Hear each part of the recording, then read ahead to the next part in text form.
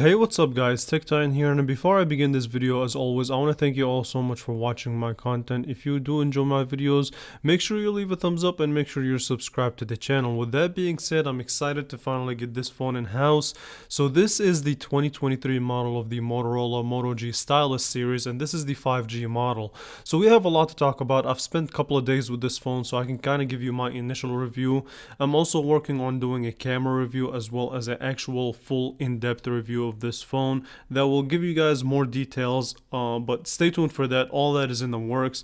With that being said, let's start and talk about the design of the phone. So Motorola really changed up the design this time around in 2023 and gave it kind of a new overhaul, if you will. So previously they would use this kind of glossy kind of plastic material on the back that shines and gives it like these kind of glossy colors, but this time around they decided to go with like a matte round similar to the Motorola Edge and the Moto G 5G. And the back houses your dual camera sensors. One is the 15 megapixel main sensor and the other one is an 8 megapixel ultra wide with a LED flash, but more on the camera later on in the video. But one of the things that I like about the camera design itself is if you look at the housing behind the lenses, is that it kind of curves, and this whole back has this kind of curvature that one helps out a lot with the grip, and two just gives it its, you know, this kind of a cool look that makes it look premium, even though this phone is made entirely out of plastic. So yeah, these curvature on the back screen do help out with the grip a lot, and like I said, give the design its own unique look. And I actually think it's a very intuitive design in my opinion. I think it's an upgrade from last year's generation. Now here's, as far as your I/O, here's what we get. So on the bottom you do have your 3.5mm headphone jack that we still retain in 2023. Cool. You have your fast charging USB-C port, as well as a microphone, your bottom facing speaker, and the main attraction of the show, which is the stylus, but we're going to talk about that later on, and we're going to actually take a listen to the speaker as well.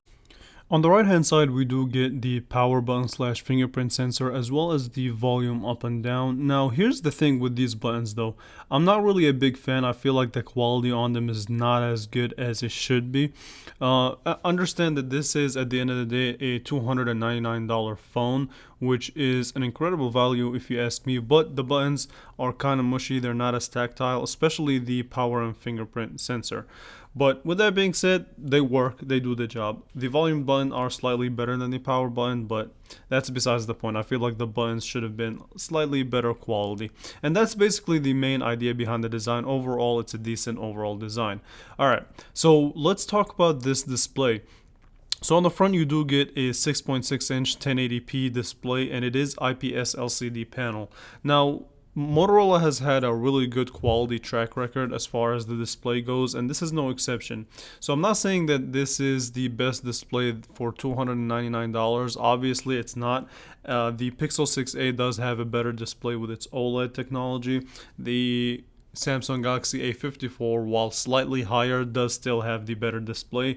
But not to knock off Motorola, this is still a really solid display, and I think it's one of this phone's best attributes and best assets. So basically the display is IPS LCD, not an OLED display. However, it's sharp detail, and the color on here so it is sharp detailed, and the color on here looks really good. Not the best, but it still looks really nice, contrasty. One of the slight complaints that I have about this display is that it does not get as bright as I would like it to be in outdoor conditions, but for the most part it's bright enough for pretty much most scenarios. And one of the cool things about this display is that Motorola does give you a couple of options in the settings that you can mess around with. So in the display department you can kind of control a couple of aspects. So you can control whether you want this phone to have kind of a natural look, saturated, or whether you want kind of a warmer tone or a cooler tone. It just all depends on your need or what you would think it looks good to you. Also, one of the big benefits of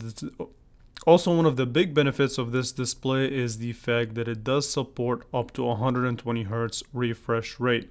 So if you go back to the settings area, you will be able to kind of change the refresh rate, whether you want it in automatic mode, where it kind of controls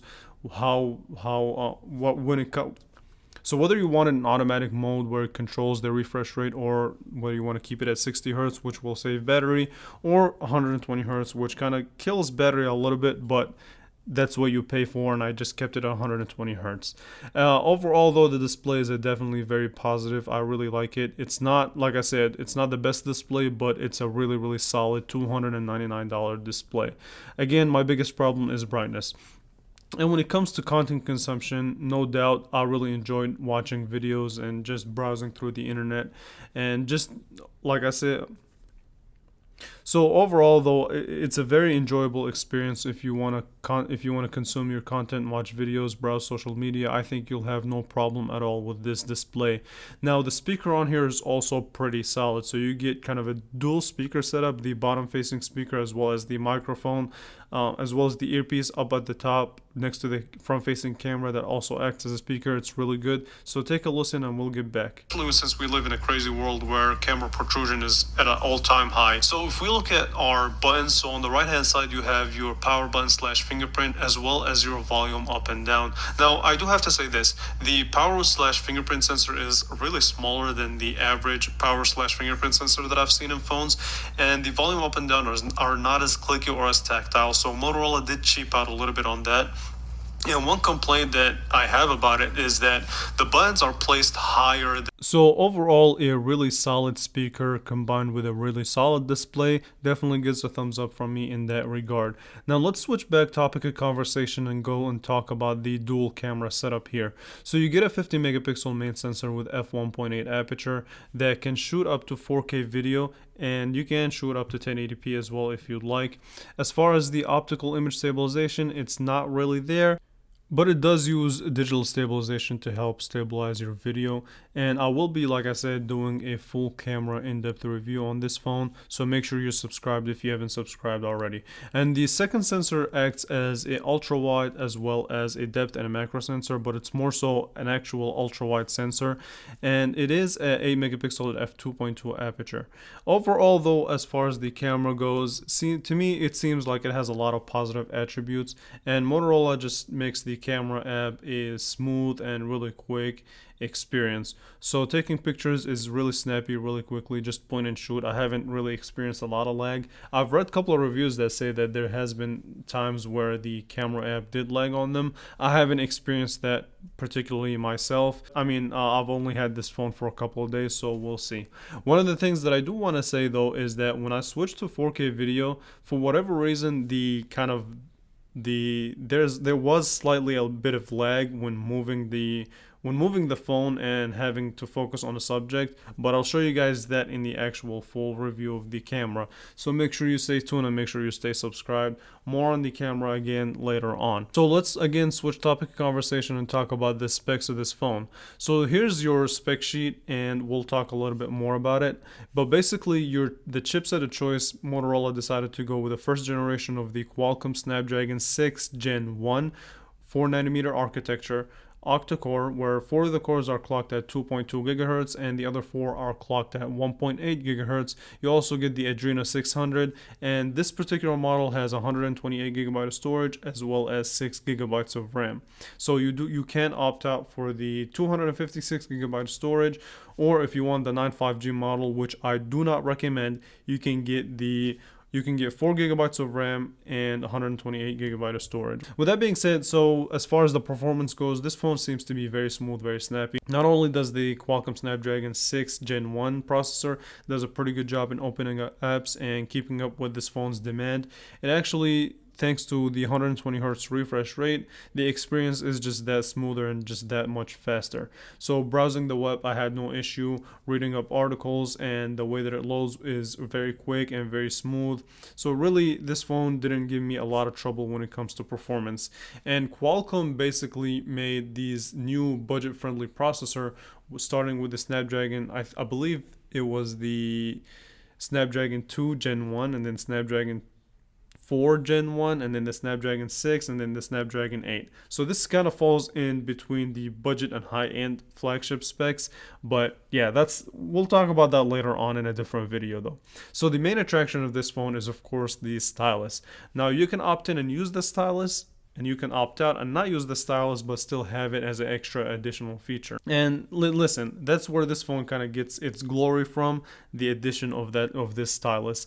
They really did not change much about the stylus's design or the way that you use the stylus from previous generations. So the build quality in the stylus is still the same. It's solid, it's made out of metal, and it feels really good in the hand.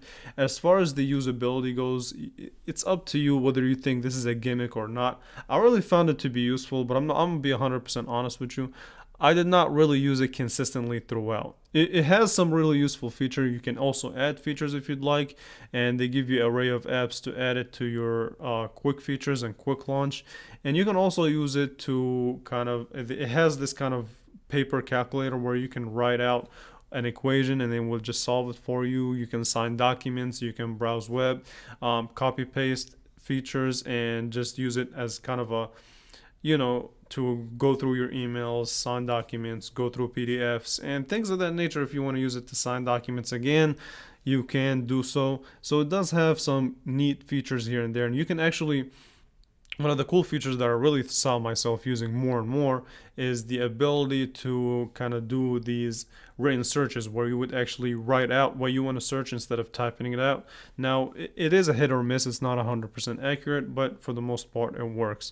So you tell me whether you feel like this feature is useful to you. Whether the stylus is useful to you or not is up to you. But I'm judging this phone as a whole, and so far in my impressions, I feel like this phone did check a lot of boxes for me, and I really like it. And I feel like it's priced appropriately now. When they came out of it, at first the MSRP started at $399, which I thought was a really high price point, and not a lot of people would dig it. But they did come down in price, and immediately saw that that was a mistake putting this phone at $400. So you can get it for $299 unlocked, or you can opt in and carry it with a carrier at an even more discounted price.